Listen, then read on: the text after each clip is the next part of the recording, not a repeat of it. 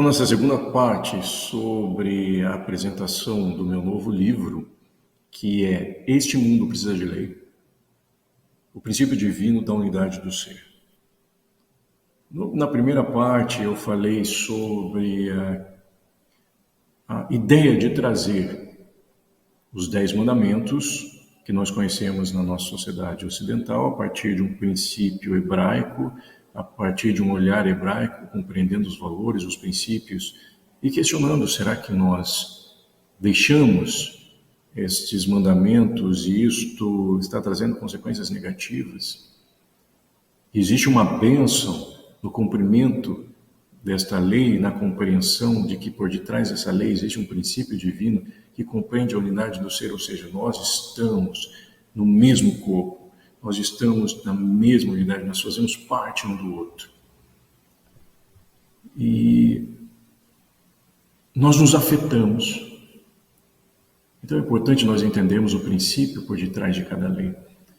Mas em qual momento e como nós estamos saindo desta ideia da lei? Será que nós estamos saindo? Será que nós estamos deixando? Nós estamos numa sociedade caótica e este mundo está precisando que a gente reveja isso, que a gente repense essa lei. E aqui nesse segundo parágrafo, que diz assim: sendo assim, sabe-se a priori que a sociedade atual, sobretudo a ocidental, tem enfrentado consideráveis mudanças sociais, dentre elas o advento do movimento feminista e femista, que, em uma das suas consequências intencionais ou não, inconscientes ou não, tem afastado ou atingido a ideia do patriarcado, através da misandria, ódio aos homens, entre parênteses, residente em grande parte da sua narrativa. Então, neste livro eu faço um questionamento sobre essa ideia do feminismo e do femismo, que seria a parte radical desse feminismo.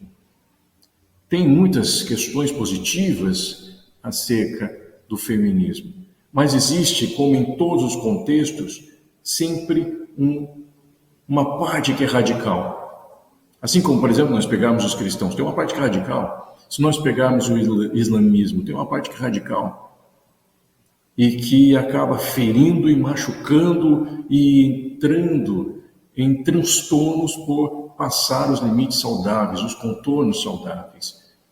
Então o feminismo tem uma luta, tem um discurso, mas esse feminismo passa esse discurso e transtorna e gera aquilo que a gente chama de misandria, que é um ódio aos homens, ou seja, a luta acaba sendo contra os homens e não contra uma mentalidade que nós entendemos como machista. A mentalidade, mas colocou a mentalidade machista como que associando a figura do homem, mas não entendeu que é uma mentalidade e acaba lutando contra este homem.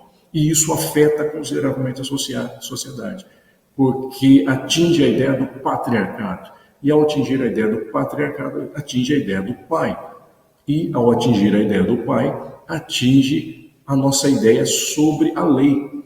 Porque dentro da psicanálise, da nossa visão psicológica, o que forma dentro da nossa mente a lei, o princípio da lei, é a função paterna, é o papel pai. Então, continuando aqui, isto acaba naturalmente afetando negativamente a ideia de pai dentro da mente social. E, por consequência, a configuração familiar, imagem do homem e a ideia da lei também são afetadas, visto que no campo psicológico o princípio da lei está intimamente associado ao papel pai e à função paterna.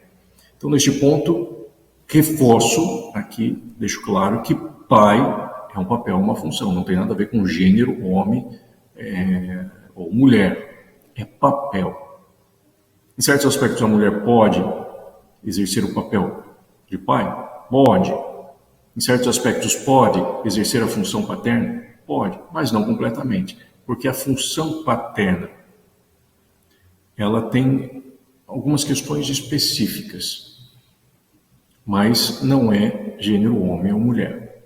Contudo, inevitavelmente, dentro de uma concepção social, o gênero homem está conectado à ideia do pai. E a gente precisa fazer algumas considerações, então, no livro a respeito disso. Então, esse é o segundo parágrafo, que é um tema que eu coloco dentro do livro e que é essencial para nós revermos a ideia da lei hoje, para nós repensarmos isso. Precisamos repensar o discurso feminista, femista, para que esse discurso seja saudável e não gere mais transtornos. Que haja uma desassociação, uma dissociação entre a figura homem e o discurso machista, porque uma coisa exatamente não estão conectadas. Então eu preciso colocar o foco no lugar certo, senão isso gera consequências negativas na sociedade. O que era para ser bom acaba sendo muito ruim.